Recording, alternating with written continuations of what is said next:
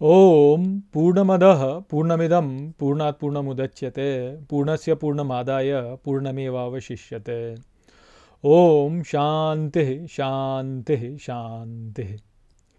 नमस्कार मित्रों। आज की वीडियो में हम बृहदारण्यक उपनिषद के दूसरे अध्याय के तीसरे ब्राह्मण का जो चौथा मंत्र है उसका पाठ करेंगे। तो आइए देखते हैं कि ये मंत्र क्या कहता है।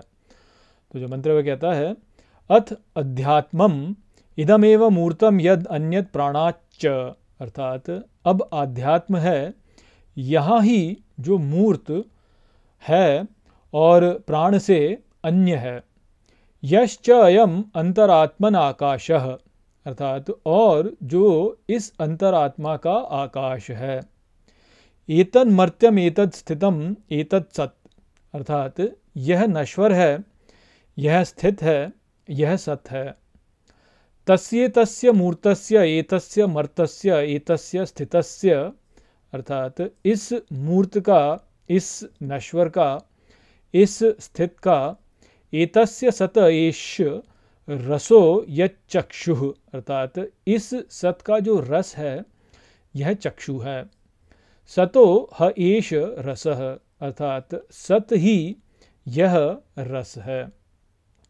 तो यहाँ पर अब बता रहे हैं कि अध्यात्म क्या है। तो बोलते हैं कि अध्यात्म यहाँ पर वह ही है जो मूर्त है और प्राण से अन्य है यहाँ पर, अर्थात इस जगत में, और जो अंतरात्मा का आकाश है। और ये जो है ये नश्वर है, यह स्थित है और यह सत है।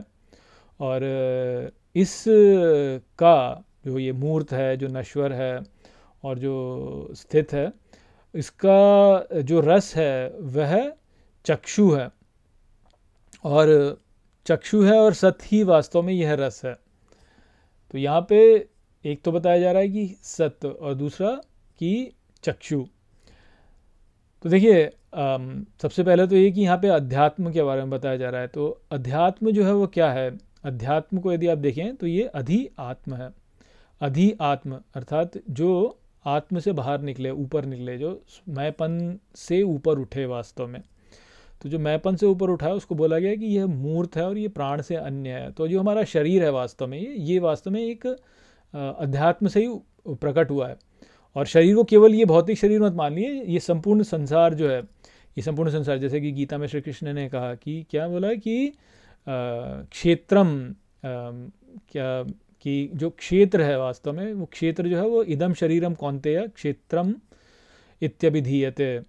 और जो क्षेत्र का जो ज्ञाता है वह क्षेत्रज्ञ है। तो ये जो क्षेत्र है यही संपूर्ण शरीर है, यह ही अध्यात्म है वास्तव में।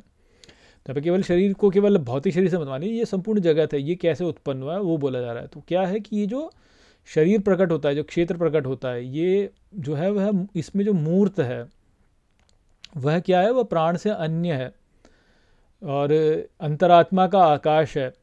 अंतरात्मा का आकाश है, अर्थात आप इसको ऐसे सोचिए कि जो हमारे भीतर की जो संकल्प हैं, उन संकल्पों से ये जो संपूर्ण संसार है ये बाहर प्रक्षेपित हुआ है। तो ये संसार जो बाहर प्रक्षेपित हुआ है, भीतर के संकल्प से प्रक्षेपित हुआ है, और ये संकल्प इनमें परिवर्तन होता है, ये नश्वर हैं, परंतु अस्तित्व जो है वह इन्हीं के द्वारा, इसी के द्वारा वास्तव में प्रकट होता है। तो जो सत है, वहाँ पे सत से यहाँ पे अर्थ है अस्तित्व, जो अस्थि जो होता है, जो अस्तित्व है जिसका, तो वो जो अस्तित्व है वह इसी से उत्पन्न होता है। तो देखिए कैसे जो है बताया जा रहा है कि जो अमर है उससे नश्वर वस्तुएं प्रकट होती हैं वास्तव में। और बोला जा रहा है कि इसका जो रस है वह वास्तव में चक्षु है। तो हम इसको कैसे समझें, वास्तव में इसको कैसे समझें। तो आप इसको ऐसे समझिए कि जो ये संपूर्ण जगत है ना, ये संपूर्ण जगत में जो भी अनुभव में है वह सब जड़ है वास्तव में। और जो अनुभव में है उसका ही हमको अस्तित्व भी दिखता है। तो जिसका अस्तित्व दिखता है वह सत रूप में प्रकट होता है ना, हमको दिखता है। तो वो, अब आप ये सोचिए, देखिए जैसे कोई बच्चा जो होता है, वो आपने देखा होगा कई बार कि वो खिलौने लेता है, खिलौनों के साथ में खेलता है और मन में कुछ भी कल्पना करता है। मान लीजिए कि कोई छोटा बच्चा है, वो मान लीजिए कि किसी एक सुपर हीरो से जो है वो बहुत ही अधिक प्रभावित है, मान लीजिए कि सुपरमैन से अधिक प्रभावित है या स्पाइडरमैन से प्रभावित है, तो वो क्या करता है, उसके पास में एक गुड़िया होगी सुपरमैन की या स्पाइडरमैन की, साथ में कुछ उसके और उपकरण होंगे साथ में, और फिर उनके साथ में वो खेलता है कि स्पाइडरमैन या सुपरमैन ने इसको बचाया या उसको बचाया। ठीक इसी प्रकार से लड़कियाँ होती हैं, उनके पास में भी गुड़ियाएँ होती हैं ऐसी, या तो किसी छोटे बालक की गुड़िया होगी या बारहवीं की गुड़िया होगी, किसी एक्ट्रेस की होगी जो अच्छे से वस्त्र पहन के और खूब जो है इधर से उधर स्टाइल दिखाती है, तो वो भी उसी प्रकार से फिर उस गुड़िया को लेगी, उसको सजाएगी, संवारेगी, उसके बाल बनाएगी, उसको वस्त्र पहनाएगी और उसको इधर उधर ले जाएगी और ये दिखाएगी देखो ये किस स्टाइल से इधर उधर जा रही है और जो है वो सुपर हीरोइन है या कुछ भी इस प्रकार से। तो अब ये जो हम बच्चे जो हम देखते हैं इनको करते हुए, हमको लगता है कि बच्चे ही केवल ऐसा करते हैं, लेकिन ऐसी बात है नहीं। जो बड़े हैं वो भी ये सब करते हैं। सोचिए आप ही कि आप भी मन में कितने सारी बातें बनाते हैं ना कि भाई हाँ मैं ऐसे बना लूँगा, फिर जो है ये हो जाएगा, फिर वो हो जाएगा। या हम फिल्में देखते हैं तो फिल्मों में भी हम वही सब कल्पनाएं करते हैं, किसी समाज की जो कल्पना होती है वही आपको फिल्मों में दिखाई देती है। मान लीजिए कि कोई भी फिल्म का उदाहरण ले लीजिए, जैसे सिंघम ही है, तो अब सिंघम जो है उसको जो है दिखाते हैं कि बहुत परफेक्ट पुलिस वाला है और जो है 10-10 गुंडों की पिटाई कर देता है और कोई भी देश पर आक्रमण करे तो उनको बचा लेता है करके। तो ये क्या है, ये वास्तव में देश का ही एक स्वयं का प्रक्षेपण है ना अपने ऊपर, कि हाँ भारत ऐसे है, यही है भारत इस प्रकार से। तो वो आइडियल जो होता है, जो मन में जो एक आइडियल होता है, उस आइडियल को ऐसे प्रोजेक्ट करते हैं। तो ये जो प्रोजेक्शन हम कर रहे हैं, जो खेल रहे हैं, ये वास्तव में जो संसार है ना उसमें ईश्वर भी इसी प्रकार से खेल रहे हैं। वो क्या कर रहे हैं कि हमारे भीतर ही ईश्वर बैठे हैं ना, वो प्रोजेक्ट कर रहे हैं हमको बाहर। आरंभ में इसमें क्या बोला था, बृहदारण्यक उपनिषद में क्या बोला कि मैं अपना दूसरा आत्मा बनाता हूँ, दूसरा आत्मा बनाता हूँ मैं। तो एक तो परमात्मा है और एक जीवात्मा है। तो परमात्मा तो एक आत्मा हो गया जो कि आत्मा से ही ऊपर उठा है, और एक फिर जीवात्मा है जो कि दूसरा आत्मा है। तो अध्यात्म जो है वह इस प्रकार से ही है कि एक तो है जो कि परमात्मा ही है और एक है जो कि जीवात्मा है, जो कि परमात्मा के हाथ का एक खिलौना है, कि खिलौने में खेल रहा है। परमात्मा जो है उस जीवात्मा के द्वारा खेल रहा है और रस ले रहा है वास्तव में। तो यहाँ पे उस बात को ही जो है यहाँ पे बताया जा रहा है कि जो यहाँ पे अध्यात्म है, अर्थात जो भगवान ने खेल उत्पन्न किया, इस संपूर्ण जगत को उत्पन्न किया, तो उसमें जो सामग्री है जिससे ईश्वर खेल रहा है, वह सामग्री जो है वह मूर्त है, जो कि प्राण से अन्य है। और अंतरात्मा का जो आकाश है, वहाँ पर ये सारी विचार उत्पन्न हो रहे हैं। जब हमारे मन में विचार होते हैं, फिर हम इमेजिन करते हैं उसको, फिर हम काम करते हैं, फिर हमारे मन में विचार आते हैं, विचार से के द्वारा हम उस पर एक्ट करते हैं, एक्ट करके संसार में क्रियाएं करते हैं। आपके मन में कोई भी विचार आए कि भाई हम ये वाला बिजनेस खड़ा करें, या हम जो है जी फाइटर पायलट बने, या हम जो है जी हम बहुत बड़ा बिजनेसमैन बन जाएं, अंबानी के जैसे बन जाए, तो वो क्या है, तो वो अंतरात्मा के आकाश में विचार उत्पन्न हो रहा है ना। अब लोगों को लगता है कि ये जो अंतरात्मा के आकाश में जो विचार है ये चेतन है, परंतु ये बात नहीं है, वो जड़ है। वास्तव में चेतन ने उसको उत्पन्न किया है। जो ईश्वर है वह चेतन तत्व है, तो उस चेतन तत्व ने उस जड़ तत्व को उत्पन्न किया। अब मान लीजिए कि मैं ये मानता हूँ कि मैं ये व्यक्ति हूँ, तो ये भी एक विचार है ना वास्तव में। तो ये जो विचार है, ये हमको लगता है कि ये चेतन है, परंतु ये चेतन नहीं है, ये वास्तव में जड़ है। तो यहाँ तक कि ये विचार कि मैं ब्रह्म हूँ, ये विचार भी वास्तव में जड़ है। तो ये सब जो है भगवान खेल रहे हैं यहाँ पे। अभी मैंने आपको पिछले मंत्र में बताया, पिछले मंत्र में भी बताया कि जो लोगों का एक एम्फेसिस हो गया है कि अद्वैत वेदांत या बुद्धिज्म, तो उसमें क्या हो गया है कि भाई हमने बोला है कि मैं ब्रह्म हूँ, ये सर्वोच्च विचार है। तो अब मैं ब्रह्म हूँ सर्वोच्च विचार तो आपने बोल दिया, परंतु वो बात जो है वह अपने आप में भी जड़ है, उसको समझना है, वो भी जड़ है वास्तव में। तो इस प्रकार से देखा जाए तो सर्वोच्च नहीं है, क्योंकि जड़ है, चेतन नहीं है वो। तो जो चेतन तत्व है वह इन विचारों को उत्पन्न करता है, इन विचारों को उत्पन्न कर करके वो खेलता है, इन भावनाओं को वो भाव करता है, और भाव करके जो है फिर वो रस लेता है। तो जो उपनिषदों में बोला गया रसो वही सह, कि वो रस ही है, तो वो जो रस है वो तत्व है वास्तव में। परंतु वो कैसे है आप उसको पकड़ नहीं सकते हैं ऐसे। परंतु जीवन में एक रस होता है जो कि हम लेते हैं। हर भावना में एक रस है, तो वो रस हम लेते हैं वास्तव में, जिससे कि जीवन जो है उसमें उसमें कुछ आप कहेंगे इंटरेस्टिंग है, वही मैं कहूँगा, फिर रस है, उसमें कुछ रस है। जब आप कोई भी रस नहीं ले रहे हैं तो वो जो है नीरस हो जाएगा ना। तो नीरस अवस्था क्या है कि आप गाढ़ प्रगाढ़ निद्रा में, सुषुप्ति में चले गए, अब आपने कुछ अनुभव ही नहीं किया। जब आपने कुछ अनुभव ही नहीं किया तो कुछ रहा ही नहीं ना, फिर वो है नीरस वाली अवस्था। अब हमने उसी को पकड़ लिया है आज के समय पे कि हाँ भाई उस स्टेट में रहो, समाधि में रहो, कुछ भी पता ना रहे बाहर क्या हो रहा है, और जी आपका जो माइंड है वो एकदम स्टेबल रहना चाहिए, और उसमें कोई भी थॉट उत्पन्न नहीं होनी चाहिए, और आपका जो माइंड है उसमें वो निरंतर जो है एकदम कांस्टेंट रहना चाहिए। अभी हम अष्टावक्र गीता में भी वही सब कर रहे हैं ना कि भाई कोई व्यक्ति यदि इसको करने का प्रयास करेगा तो वह वास्तव में कुछ भी नहीं पा सकेगा, वो सर्वोच्च अवस्था नहीं है। परंतु एक विचार इस समय बन गया है कि भाई वो सर्वोच्च अवस्था है कि आप योग करो, चित्तवृत्ति निरोध जो है, चित्तवृत्ति निरोध जो है वो सर्वश्रेष्ठ अवस्था है। नहीं ऐसा गीता में ना तो भगवान कृष्ण ने ऐसा बोला है, ना ये बृहदारण्यक उपनिषद, कोई भी उपनिषद बोल रहा है, ना अष्टावक्र गीता इस बात को बोल रही है। पता नहीं कहाँ से लोगों ने जो है इस बात को पकड़ लिया कि भाई आपका माइंड जो है वो एकदम स्टेबल रहना चाहिए, वो हाईएस्ट स्टेट है।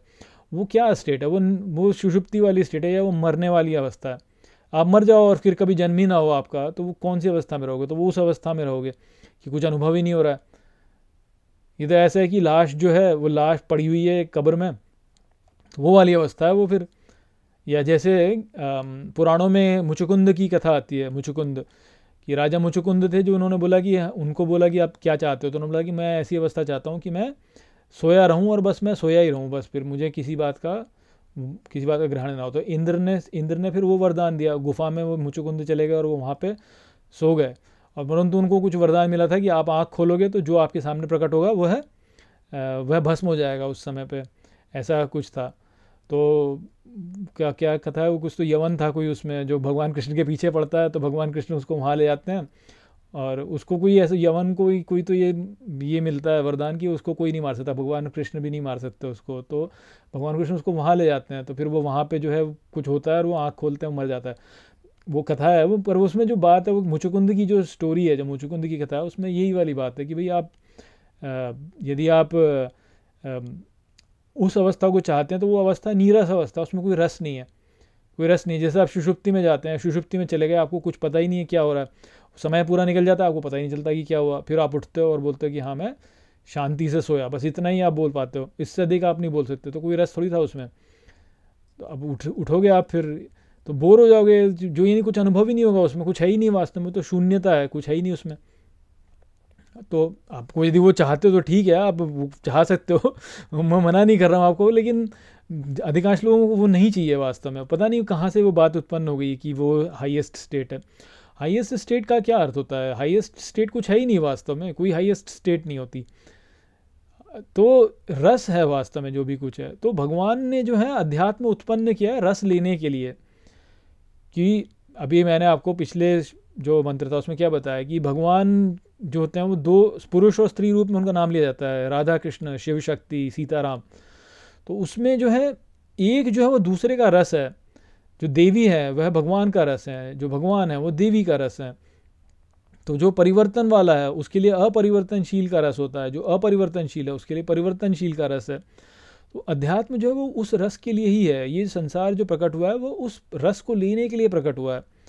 अब हमने जो उसका कुछ और ही अर्थ बना करके उसका सब गड़बड़ कर दिया है, उसको समझा नहीं है हमने, और हमने सोचा है कि नहीं भाई हम धन कमा लेंगे तो हम सुख पालेंगे, हम ये पालेंगे तो सुख पालेंगे, वो पालेंगे तो सुख पालेंगे, लेकिन वो उससे कभी सुख मिलता नहीं है। भगवान जो है वो रस लेते रहते हैं, पर तो भगवान तो रस ही है और रस स्वरूप ही है ना, तो वो तो रस ही लेंगे वास्तव में।